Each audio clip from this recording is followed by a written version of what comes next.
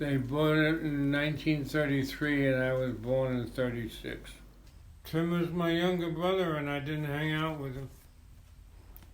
You don't hang out with your younger brother. What was the age difference? 6 years, I think. He was a kid. I'm not gonna. Were we gonna go to the movies together? Yeah, in the wintertime I went sledding over on the hill behind the museum. I think it was referred to as Museum Hill. At 151 East 83rd Street. Lived with my parents.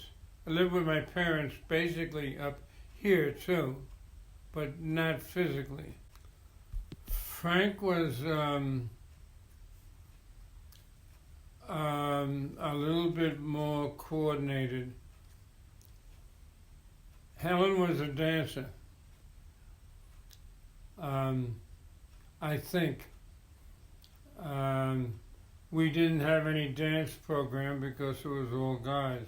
How many acres of land? 75. But we only used 50 and we sold 25 towards the end. When I say we, I didn't have anything to do with it. I wasn't sitting down on the other side of the desk. Who worked the grounds? A guy by the name of Joe Sears from Canaan. He cut the grass, fixed the plumbing.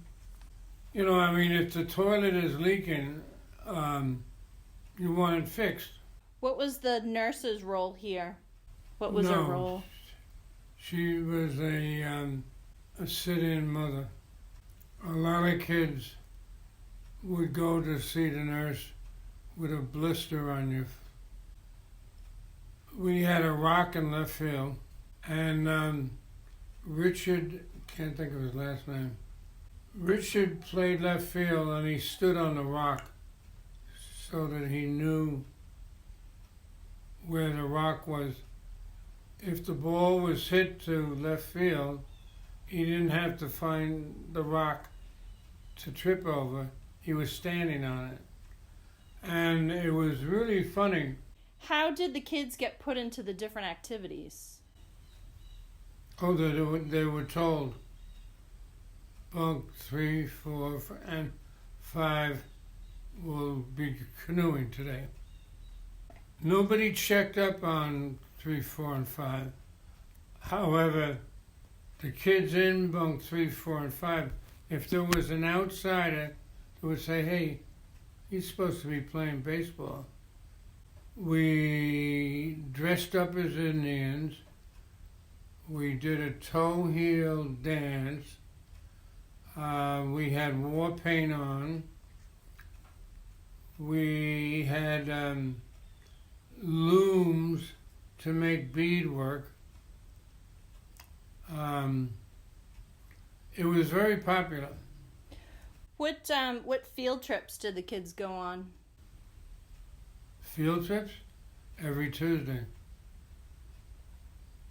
Mount Cardigan, they climbed Mount Cardigan. They went to another lake with canoes in the truck, which was stupid because we got our own lake. It's not ours, but every Tuesday, a trip went somewhere off the camp property. The kitchen staff got the afternoon off. So the counselors who were on duty, I guess they must have made 50, 60 hot dogs. The kitchen that I remember, woman, her name was Jessie Harris, and she worked in the wintertime in a deaf school up in the Bronx somewhere, cooking. That was her forte, cooking. Thinking back, the food was repetitive. For breakfast, you had to deal with a cereal bowl. For the main meal, which was during 12:30, 1 o'clock on Sundays, that's when you had your meat, potatoes, and a vegetable, and bread on the table with butter on little patties. Most of the time, the kids had water to drink from an artesian well. We didn't, it had to be a special occasion for milk because it didn't come in bottles, it came in a big 40-quart can. And with the cream on the top, the cook Jessie would make butter to cook with, like lard. She made birthday cakes flat so you could cut it. July 1st to August 28th, exactly 8 weeks.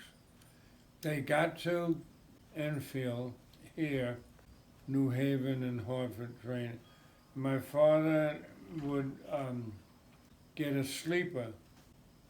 He had the kids change into their pajamas and actually try to go to sleep, which was easier than, there was no television. So that worked, and we met them. When I started to drive, I wound up driving the big truck, and we wound up going into White River Junction, and because the sleeper train was there early, they just left it on a siding out of everybody's way. It was about four days at the end. Got to find out what the kids could do. Oh, no, red and gray. We had a tug of war, a relay race around the bases, and then we would have a baseball game. One team was all on the red team, and the other team was on the gray team. And whoever won 5 points for their whole team. First of all, if you were a red, you were a red for the rest of your life. But if the red was really good, you might have to have 2. It was tough to get the teams. We sat down at night, one of the nights, and said, well, this guy is good in tennis, so we got to get somebody who is good in tennis on the other team. But he swims very well. Oh, then we got to get somebody who is dual. Actually, the red and gray. Oh, and you needed a cheer, and the cheer couldn't be the same cheer as last year.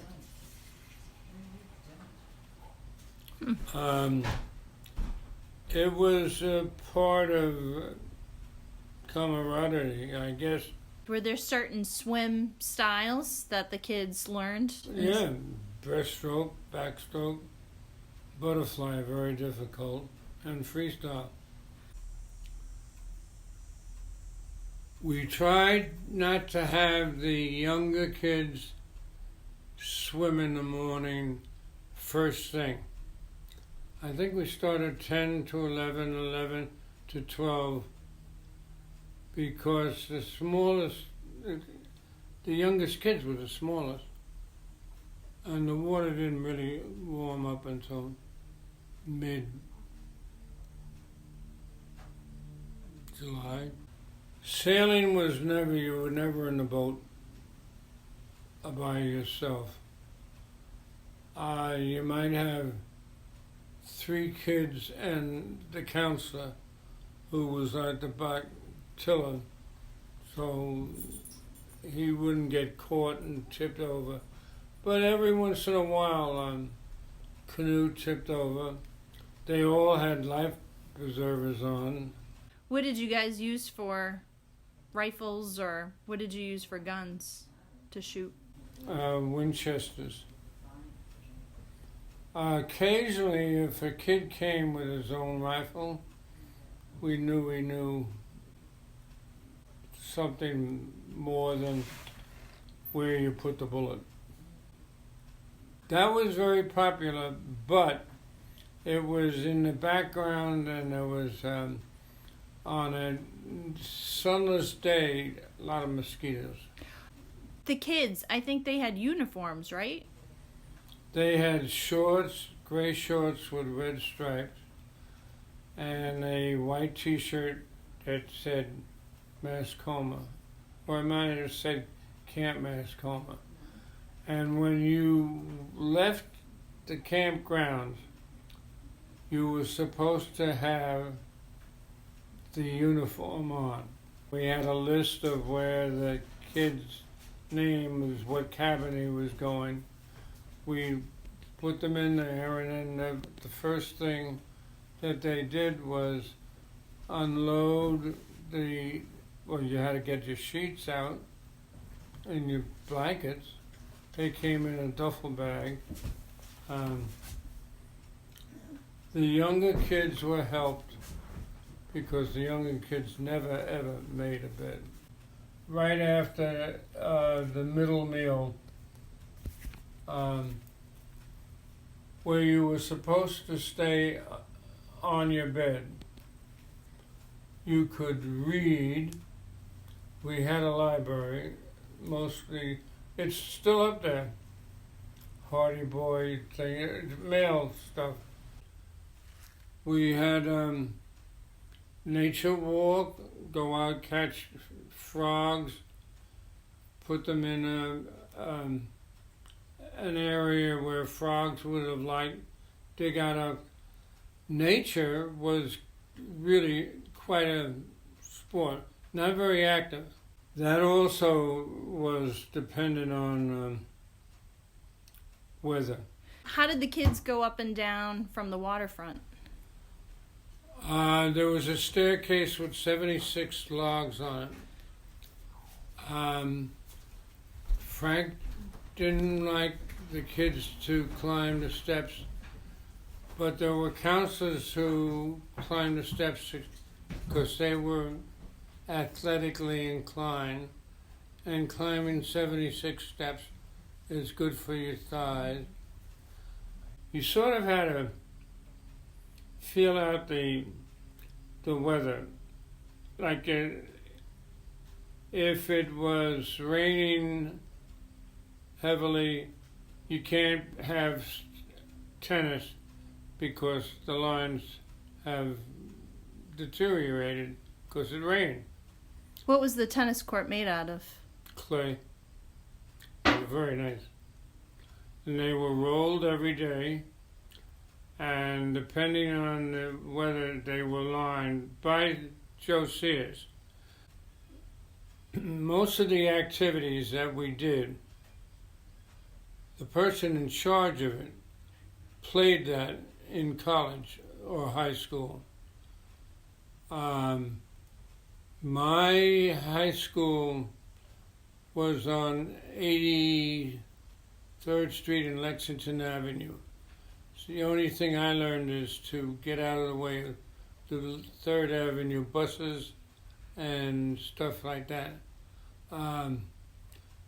The counselors were older than I was. What was it like for you to be the owner's son at the camp? Oh, I tried to not let them know that my last name was the same last name as Frank and Helen. I didn't refer to them as Mom and Dad. Why did Frank want to close up camp? I think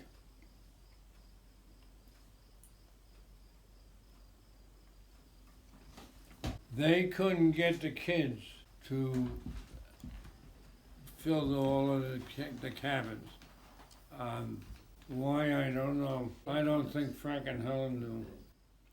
He sat Marie, that was my wife, myself, and he said, "Do you want to take over the camp?"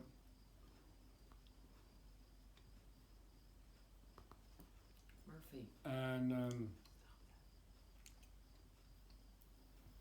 I lived in Long Island, and I would have to deal with Park Avenue and Fifth Avenue, and taking the kids to school.